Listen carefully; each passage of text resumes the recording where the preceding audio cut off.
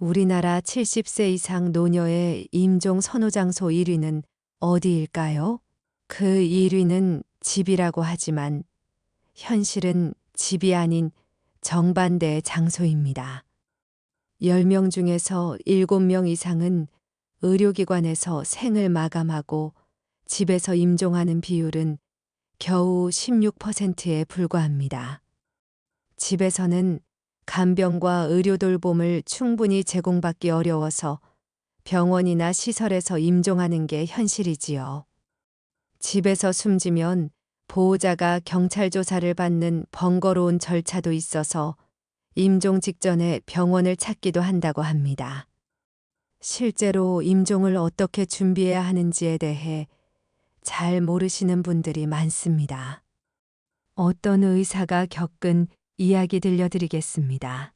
어떤 병원에 90대 노인분이 삐쩍 말라서 기운 없이 누워 계시더랍니다. 그래서 의사가 입원하실게요. 이렇게 하고 돌아섰는데 이 노인분이 갑자기 의사 가운을 탁 잡더랍니다. 그러더니 그 의사에게 난 도대체 어디로 가는 거예요? 왜 나한테는 아무도 설명해 주지 않는 거예요? 하더랍니다.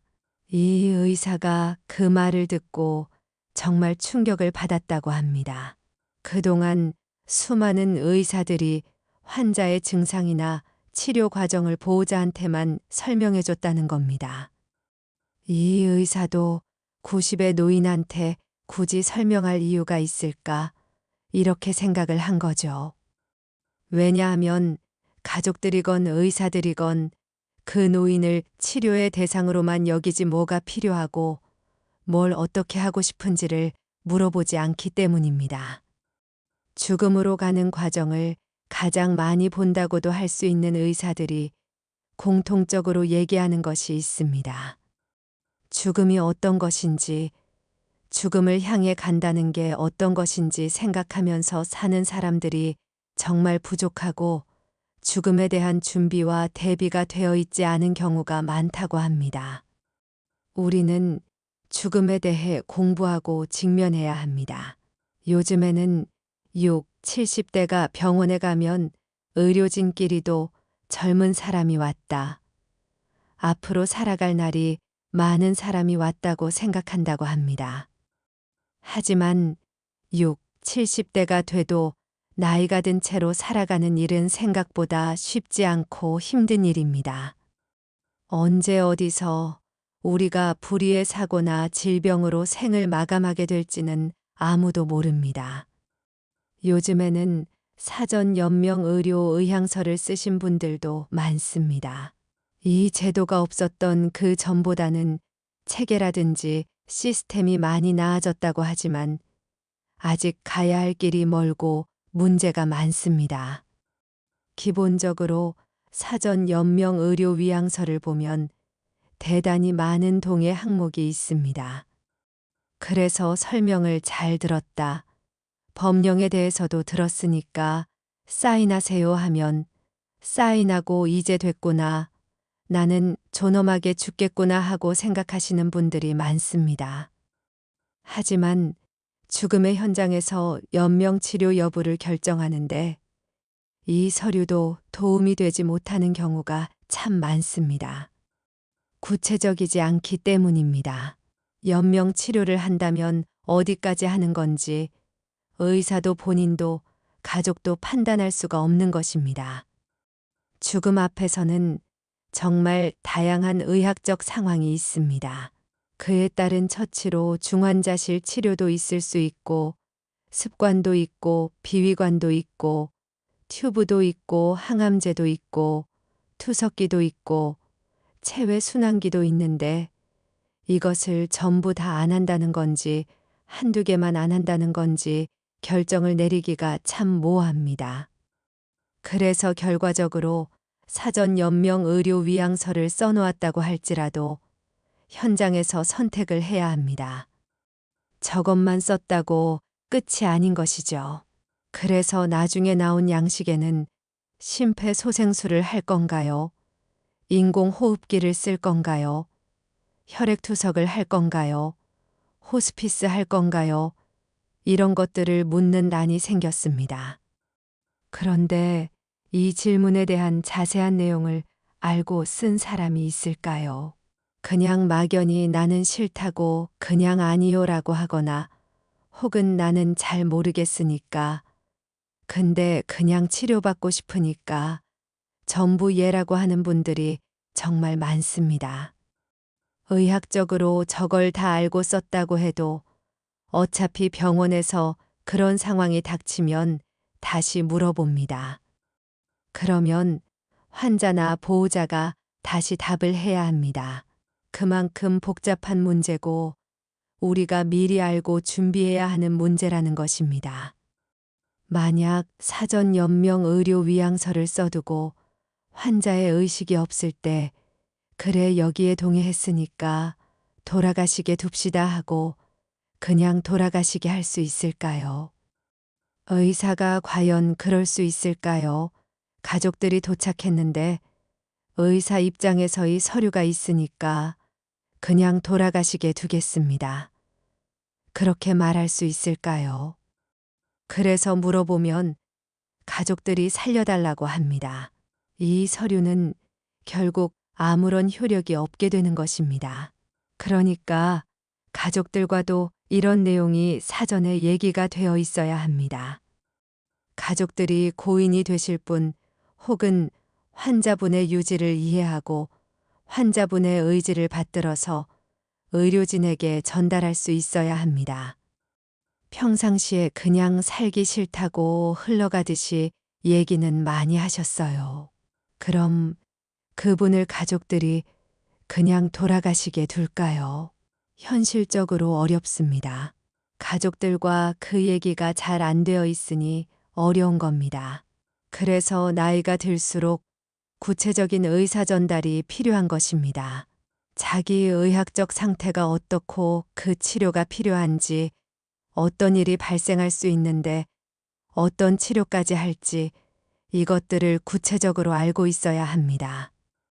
그래서 대화가 필요하다는 겁니다. 다음으로 치매에 대해 얘기해 보겠습니다. 치매는 우리가 가장 무서워하고 가장 두려워하는 질병입니다. 그 전에 내가 아니게 되고 치매가 오게 되면 가족들에게 돌봄을 일방적으로 받아야만 하는 그런 상태가 되는 것입니다. 나는 멀쩡하다, 병원에 안 간다, 나는 요양원에 안 간다 한다고 해도 일상생활을 위험하게 하는데 병원에 안 가게 놔둬도 괜찮을까요? 치매에 걸리면 결국에는 본인이 치매에 걸린지도 모르게 됩니다.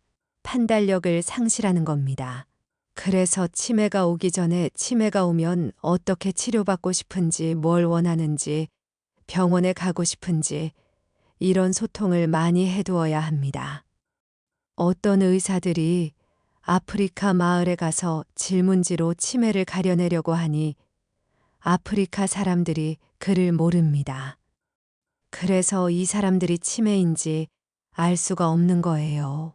그래서 만들어낸 방법이 이전에는 현명해서 부족 사람들이 조언을 구하러 갔지만 이제는 아무도 도움을 구하러 가지 않는 노인이 누구입니까? 라고 물어보면 그 사람이 치매입니다. 내 주변인들에게 물어봐서 진단할 수 있는 병이 치매라는 것입니다. 노인들에게는 주변인들의 관심이 중요하고 돌봄과 보살핌에 관한 논의도 꼭 필요합니다. 그리고 병원 치료 자체도 문제인데요. 병원이란 공간이 그 자체만으로도 환자들에게 대단히 많은 고통을 줍니다. 우리나라 의료 시스템의 경우 치료라는 명목으로 거의 잡아다가 의사는 우리가 알아들을 수 없는 어려운 이야기를 하고 어려운 치료를 시킵니다. 실제로 스코틀랜드의 한 연구에서 한날 한시에 대학병원에 입원한 성인들을 1년 후에 다시 찾아봤다고 합니다. 그랬더니 30%는 이미 이 세상 사람이 아니었다는 겁니다. 물론 실험 과정에서 어느 정도의 오류들이 있겠지만 병원에 한 번 입원해서 그때 누워 있었다는 것만으로도 우리에게 위험인자로 착용한다는 것입니다. 또 다른 연구에서는 85세 이상 남성이 병원에 입원을 하면 12개월 내에 절반 이상이 사망한다는 통계도 있습니다. 물론 어딘가가 안 좋았어서 입원했겠지만 병원을 이용하는 자체로도 문제가 될 수 있다는 것을 알려주는 통계입니다. 그래서 우리가 아프면 무조건 병원 치료를 해야 된다고 하지만 병원 치료 자체도 절대 선이 아니고 오히려 생존율을 낮추는 그런 결과를 가져올 수 있다는 것을 알아야 합니다. 노인의학의 선구자인 메리티 네티 교수는 노인 건강을 평가하는 가장 중요한 5가지를 제시했습니다. 첫 번째는 정신작용 마인드입니다. 치매, 선망, 우울증으로 나눌 수 있는데요. 당연히 정신이 멀쩡해야 독립적인 사고가 가능하고 삶 자체가 재미있고 의미 있을 것입니다. 두 번째는 이동성입니다. 걸어 다닐 수 있느냐, 그냥 누워 있느냐는 천지 차이겠죠. 스스로 화장실을 갈 수 없는 순간 인간의 존엄성은 무너진다라는 말도 있듯이 우리가 제 발로 설 수 있다는 것은 참 중요합니다. 기초 체력과 지구력을 체크하는 것이 중요합니다. 세 번째는 약입니다. 약이 개선 치료제인지 진정제인지 구분하고 노인이 현재 먹고 있는 약물 중 과다 복용하고 있거나 남용해서 해가 될 만한 약이 있는지 파악해야 합니다. 네 번째는 다중 복합성입니다.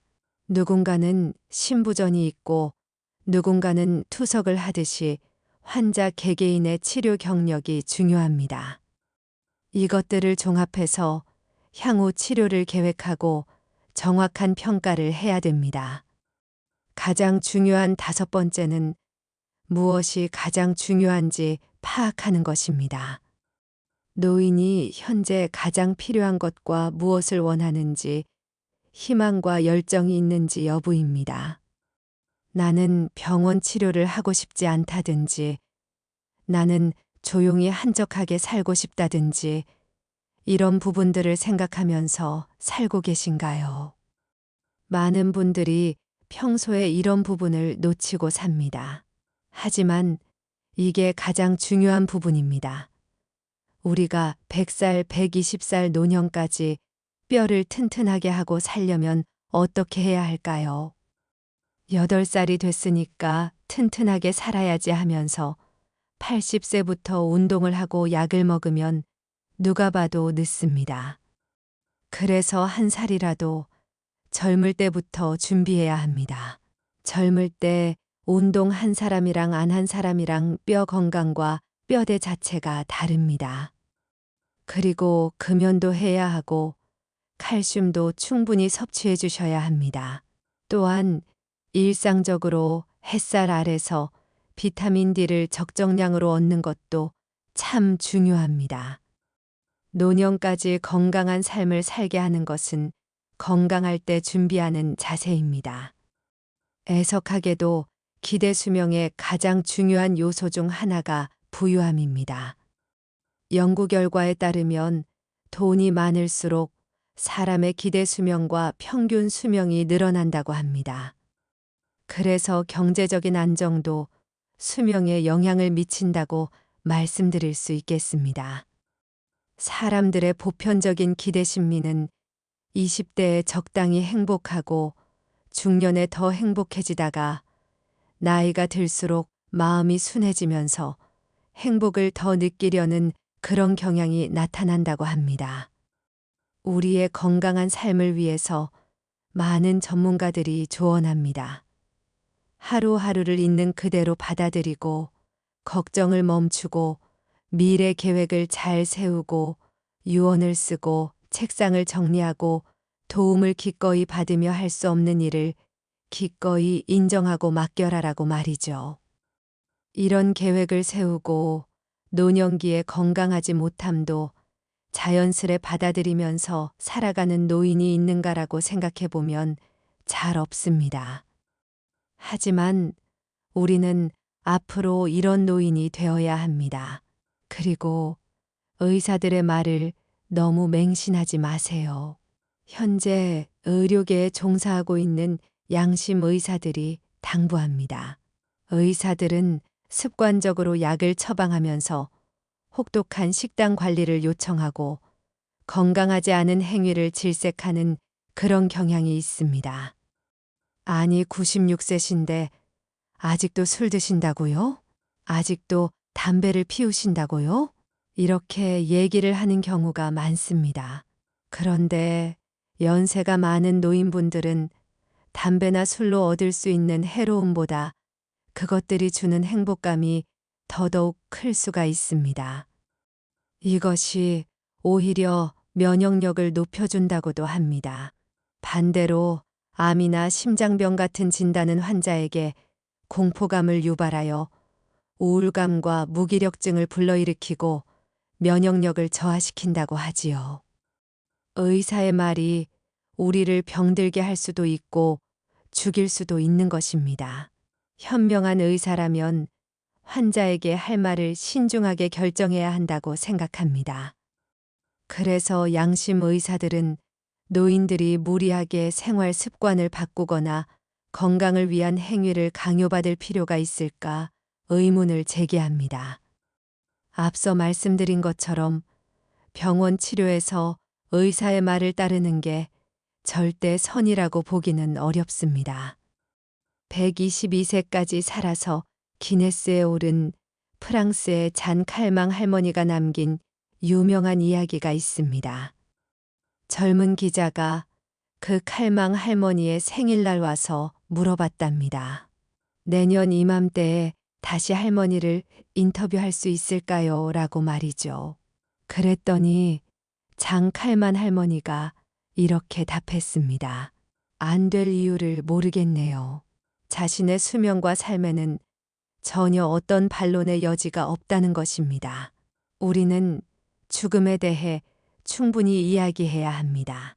사전 연명 의료 의향서도 그렇고 치매도 그렇고 낙상도 그렇고 병원 치료를 받는 것도 그렇고 우리가 이야기해야 하는 문제가 한두 가지가 아닙니다.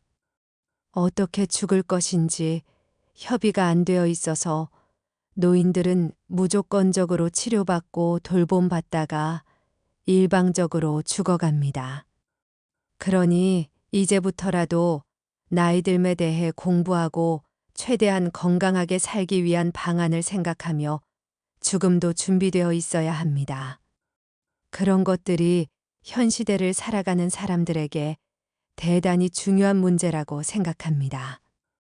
더불어 병원과 의료계의 각성도 필요합니다. 환자를 세심하게 돌보고 환자가 무엇을 중요하게 여기는지 이해한 뒤에 대처와 치료를 하는 변화가 필요합니다. 인구 고령화는 지속되고 있고 노년 환자도 지속적으로 늘고 있습니다. 한 병동의 간호사가 쓴 글을 들려드리겠습니다. 한 어르신은 폐렴으로 오랜 병상 생활을 하셨습니다. 연세도 많이 드셨는데요. 제가 볼 때 그분은 아무도 다녀가시는 분이 없었고요. 들어보니 젊은 시절에 처자식에게 못되게 하셨대요. 그래서 아무도 오지 않는다고 가족들과도 헤어진 지 오래돼서 연락도 되지 않았어요. 돌아가실 때가 다 되었고 아무리 봐도 육체적인 상태가 죽을 수밖에 없는 상태인데 버티고 계시는 게 보였습니다. 하루는 의식도 없는 그 할아버지에게 청력은 살아있다는 그 말이 생각나서 할아버지, 부인이 보고 싶으세요? 라고 여쭈었어요. 그랬더니 갑자기 그 할아버지가 눈을 번쩍 뜨더니 2번 깜빡거리시는 거예요. 그래서 수소문을 해서 부인과 자녀들이 다녀갔고요. 부인이 손을 잡고 당신 이제 내가 다 용서할 테니 편안히 눈을 감으세요. 라고 하는 말씀을 듣고는 눈물을 주르륵 흘린 상태로 돌아가셨습니다. 또 다른 한 분은 90세가 넘은 할아버지셨어요. 가끔 친지들도 찾아오고 지인들도 찾아오시는 걸 봐서는 그렇게 인간관계가 나쁜 분은 아니었던 것 같은데요. 못 돌아가시는 거예요. 이분도 어떤 병명으로 입원하신지는 거의 30년이 가까이 돼서 제가 기억은 안 나지만 돌아가시지 못하고 계셨어요. 그냥 산송장이란 말 있잖아요. 딱 송장하고 똑같이 생겼는데 숨만 쉬고 계시는 거예요. 우리 간호사들끼리 이상하다. 혹시 누구 기다리는 분 있나 이러다가 생각해 보니까 자녀들이 안 다녀간 거예요. 아들이 하나 있었는데요. 미국에 가신 지 오래되었고 연락이 끊겼다고 합니다. 아드님하고 연락이 돼서 2주 만에 도착했고요. 할아버지는 아들과 재회를 한 다음에 1시간도 채 안 돼서 돌아가셨습니다. 죽음을 받아들이지 못해서 힘들게 버티는 분들도 있구나라는 사실을 알게 된 겁니다. 잘 죽으려면 잘 살아야 한다는 말이 있습니다. 그렇다면 잘 산다는 말은 무엇일까요? 많은 고민 끝에 제가 내린 결론은 관계를 잘하는 것인 것 같습니다. 죽음을 앞두고도 사는 동안 충만하지 못했던 관계 때문에 미련이 있고 또 가까운 사람들에게 잘해주지 못한 것에 대한 후회 그리고 용서를 빌어야 하는데 빌지 못한 잘못들 때문에 그분들은 죽음을 받아들이지 못하고 고통 속에서 그저 견디고 있었던 것 같습니다. 저는 크리스천입니다. 기독교인의 삶은 하나님과의 관계를 가족과 이웃과의 관계로 확장시키는 것입니다. 바로 사랑의 관계인 거죠. 사람은 사랑하고 사랑받는 관계 안에 있을 때 평안하고 만족한 삶을 살 수 있습니다. 그러나 우리는 의외로 사랑하고 사랑받는 일에 서투르고 인색할 때가 참 많이 있습니다. 저도 마찬가지였습니다. 뒤처지지 않는 사람으로 살고 싶어서 몸부림치면서 아등바등 살았던 시간들이 있었습니다. 몸도 망가지고 마음도 망가졌죠. 그나마 제가 가족들과의 사랑의 관계를 이렇게까지 유지하고 있었던 비결이 있다면 20초 동안 눈 마주치기 운동입니다. 10초는 그냥 건성으로도 마주칠 수 있어요. 그런데 10초가 넘어가기 시작하면 살짝 불편해지기 시작합니다. 관계에 따라서 우리 아이들이 엄마에게 좀 서운하거나 화가 나 있으면 눈을 막 피하려고 하죠. 그럼에도 불구하고 우리 20초만 버티자. 그러면서 20초 동안 꽉 붙잡고 같이 눈을 마주치고 나면요. 그 서운했던 감정들이 싹 풀어지고 저를 꼭 끌어안아요. 아, 내가 사랑받는 존재이구나라는 것을 느끼는 것 같아요. 관계는 시간을 요구합니다. 다른 사람과 시간을 내서 밥을 먹고 수다를 떨고 깔깔거리는 사이에 우리의 마음이 채워지고 우리는 끈끈한 관계 속에서 행복을 경험하게 됩니다. 끈끈한 관계 속에서 행복을 경험한 사람들의 특징은요, 어떤 고난이 와도 극복할 수 있다는 거예요. 살아낼 수 있는 힘이 있어요. 사는 날 동안에 아낌없이 사랑하고 후회 없이 용서하며 베푸는 사랑에 감사할 수 있다면 우리의 죽음도 행복할 수 있을 것 같습니다. 헬스도 좋고 성공도 좋지만 신과 가족 그리고 친구들과의 관계 속에서 사랑과 용서를 확인하며 차근차근 살았으면 좋겠습니다. 이것이 오랜 간호사 생활을 통해 얻은 저의 깨달음입니다. 사실 우리나라에서 노인의 이미지가 상당히 부정적입니다. 이는 실생활에서 언론만 봐도 쉽게 알 수 있는 사실입니다. 고령화가 지속되면 경제적 부담과 사회적 부담은 누가 어떻게 책임질지에 대해 끊임없이 화두되고 있고 서로 알게 모르게 모른 채 하고 있는 상황이지요. 요즘 노인을 비경제 인구라고 말합니다. 이는 경제 생활은 하지 않은 채 후손들이 먹여 살려야 한다는 의미가 포함되어 있는데요. 요즘은 학교에서도 노인이 많은 고령화 시대에 어떻게 대처를 해야 할지에 대해 가르친다고 합니다. 아직도 경제 생활이 가능하고 누구보다 열정 넘치는 노인이 많지만 이를 적극적으로 지원과 활용할 생각은 하지 않고 대처를 할 생각만 하고 있는 게 문제점이 아닐까요? 이렇게 지속될 경우 결국엔 세대 사이에서 오해가 발생하고 의사소통에 문제가 생깁니다. 우리는 우리 삶에서 노인도 노인만의 존재의 가치와 그 아름다움에 대해 널리 알려야 하며 존엄하다는 사실을 보여줘야 합니다. 아무리 좋은 그릇에 쓰레기를 담으면 쓰레기통이 되고 아무리 귀한 사람을 사회에서 배제시킨다면 말 그대로 비경제 인구가 되는 것이지요. 사람은 사람 그 존재 자체로 존중받아야 하고 가치를 지닐 권리가 있습니다. 이런 말이 있지요. 대접받고 싶으면 내가 대접받고 싶은 만큼 대접을 하라. 불만식이 불평등 좋지 않은 것들을 가득 담아두면 욕심쟁이 심술꾸러기가 되는 것이고 감사, 사랑, 겸손 등 좋은 것들을 담아두면 남들로부터 대접받는 사람이 되는 것입니다. 무엇을 담느냐 하는 것은 그 어느 누구의 책임도 아니고 오직 자기 자신이라는 것을 생각할 줄 아는 삶을 살아가야 합니다. 노년에도 혼자 잘 살아가려면 어떻게 해야 되겠습니까? 이 일은 곧 다가올 우리들의 문제입니다. 이는 토론이나 즐겁게 이야기하는 환담이 아니라 생존의 문제입니다. 이 문제를 잘 풀어나가야 노년에 건강하게 살 수가 있습니다. 백발이 영화의 면류관이 되려면 먼저 혼자 지내는 버릇을 키워야 합니다.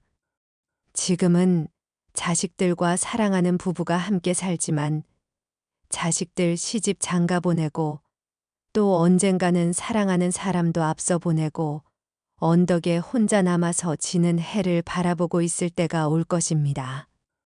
자식들도 다 직장 나가고 방이나 병석에 홀로 남을 때가 올 것입니다. 마지막으로 노년에 행복하게 사는 방법에 대한 이야기를 들려드리겠습니다. 이때를 대비해서 혼자 지내는 버릇을 키워야 합니다. 남이 나를 보살펴 주기를 기대하지 말고 남이 무엇인가 해줄 거들 기대하지 말아야 합니다. 무슨 일이든 자기 힘으로 해봐야 합니다. 죽는 날까지 일거리가 있다는 것이 최고의 행복입니다. 오래 살고 싶어서 오래 살고 죽고 싶다고 죽어지는 것이 아닙니다. 마지막까지 건강하게 살아가는 것이 인간의 간절한 희망입니다. 나이가 들면 젊었을 때보다 더 많이 움직여야 합니다. 늙으면 시간이 많으니 항상 운동을 해야 합니다. 항상 무슨 일을 하든지 당황하지 말고 성급해하지 말고 뛰지 말아야 합니다. 작은 강물처럼 촐랑대지 말고 큰 강물처럼 자연스럽게 흘러가야 합니다. 체력과 기억력이 왕성하다고 뽐내지 마시고 일찍 자고 일찍 일어나는 버릇을 기르시기 바랍니다. 버릇과 습관은 건강과 인생을 좌우하게 됩니다. 살다 보면 자녀들과 가족들 문제로 사업 때문에 여러 가지 어려운 일이나 괴로운 일이 생길 때가 있을 것입니다. 항상 순풍에 돛담배처럼 지나갈 수는 없습니다. 폭풍과 눈보라가 치고 갑자기 지진이 일어나고 쓰나미가 밀려올 때가 있을 것입니다. 질병과 실패와 절망입니다. 이때 나의 괴로움이 제일 크다고 생각하지 마시고 이렇게 살아 숨쉬고 있는 것만으로도 감사하시기 바랍니다. 감사의 조건을 찾아보면 많습니다. 감사하고 기뻐하면 그 괴로움을 극복해낼 수 있을 것입니다. 혼자 남았다거나 혼자라고 생각하지 마시기 바랍니다. 내 곁에 우리와 함께 하시겠다고 약속하신 임마누엘 하나님이 계십니다. 편한 것만 찾지 마시고 외로움을 스스로 만들지 마시고 전화하시고 찾아가시고 이웃의 친구가 되어주시기 바랍니다. 늙은이라고 냉대하고 소외시킬지라도 화내지 말자. 스스로에게 다짐하시기 바랍니다. 자식들이 무시하더라도 심각하게 생각하지 말자. 그리고 친구가 먼저 죽어도 지나치게 슬퍼하지 마시기 바랍니다. 고독함을 이기려면 취미생활과 봉사생활을 해야 합니다. 일해놓고 공치사하면 다 까먹은 것입니다. 무슨 일을 하든지 모든 일에 감사하는 마음을 품으면 기쁨과 즐거움이 생깁니다. 마음에 없는 인사치레나 칭찬은 하지 말아야 합니다. 젊은이들이 요청하지 않는 충고나 권면은 잔소리가 되기 쉬우니 하지 않는 것이 좋습니다. 나이가 들면 노파심이 생기고 시간이 많으니 남의 생활에 참견하게 됩니다. 참견은 좋지 않는 말씨름만 생깁니다. 귀가 얇아져서 몸에 좋다 해서 아무 약이나 먹지 말아야 합니다. 남에게 권하지도 말고 의사의 정확히 진단을 받으시기 바랍니다. 겉과 속이 다른 표현을 하지 말고 어떤 상황에서도 남을 헐뜯지 말아야 합니다. 특히 함께 살지 않는 며느리나 딸이 더 좋다고 하지 말아야 합니다. 지금 함께 살고 있는 며느리나 딸을 더 소중하게 여기고 고맙게 여겨야 합니다. 자식이 많으면 길거리에서 죽는다는 말이 웃기는 헛소리가 아닙니다. 가끔 찾아오는 식구보다 매일 보살펴주는 사람에게 항상 감사하시기 바랍니다. 길거리에서 죽지 않으려면 말입니다. 이제 나이를 생각하시기 바랍니다. 50년, 100년 후에 먹을 후손들을 위해서 산삼씨를 심는 일 같은 것은 모르지만 내가 꼭 거두려고 한다면 그 할 수 없는 일을 시작하지 말아야 합니다. 스스로 돌볼 수 없는 동물도 기르지 말아야 합니다. 노년이 되면 속없이 젊은이들이 가는 곳마다 함께 가려 하고 며느리 있는 곳에 오래 있으려 하지 말고 자리를 피해주는 지혜가 필요합니다. 멀리서 직장 다니던 아들이 오랜만에 집에 오면 아들하고 오래 지내고 싶으셔도 그래 너희들끼리 홀가분하게 지내라고 교회에 기도하러 오시거나 노인정에 놀러 가시는 마음씀이 필요합니다. 이사를 갔거나 대청소를 할 때 자리를 피해 주어야 합니다. 집에 계시면서 이런 저런 일 참견하시면 위험하기만 합니다. 나이가 드시면 움직이기 싫어지고 항상 눕고 싶습니다. 나이가 드실수록 음식은 소식하시고 방문을 자주 열어 환기를 시켜야 합니다. 손주들이 할아버지 할머니 냄새 난다고 방에 들어오는 것을 싫어합니다. 샤워도 자주 하고 몸을 단정히 화장도 하시고 입냄새, 몸냄새 나지 않도록 옷을 자주 갈아입으시기 바랍니다. 향수도 쓰시고 마지막으로 죽음을 자연스럽게 맞이하는 준비를 하십니다. 인간답게 죽는 모습을 자손들에게 보여주어야 합니다. 오죽했으면 자살을 택하겠습니까? 그러나 자살은 자식과 후손들에게 그리고 하나님께 큰 죄악입니다. 항상 감사하시고 작은 일에 감격하시고 즐겁게 살아가십시다. 한 요양병원의 글을 소개합니다. 제목은 혼자 살아가는 노후. 과연 괜찮을까 아들아. 내가 가정을 이룬 후 어미 애비를 이용하지 말아다오. 평생 너희 행복을 위해 애써온 부모다. 이제는 어미 애비가 좀 편안히 살아도 되지 않겠니? 너희 힘든 건 너희가 알아서 살아다오. 늙은 어미 애비 이제 좀 쉬면서 삶을 마감하게 해다오. 아들아, 우리가 원하는 건 너희들의 행복이란다. 그러나 너희도 늙은 어미 애비의 행복을 침해하지 말아다오. 손자 길러달라는 말 하지 마라. 너보다 더 귀하고 예쁜 손자지만, 매일 보고 싶은 손자지만, 늙어가는 나는 내 인생도 중요하더구나. 강요하거나 은근히 말하지 마라. 날 나쁜 시어미로 몰지 마라. 일한 한 조각 구름이 일어나며 죽음이란 한 조각 구름이며 그냥 그저 흘러가는 것입니다. 죽음을 두려워하는 것이 아닌 오롯이 인생의 순리대로 구름이 흘러가는 것처럼 편안한 마음으로 즐거운 하루를 보내시길 바라겠습니다. 감사합니다.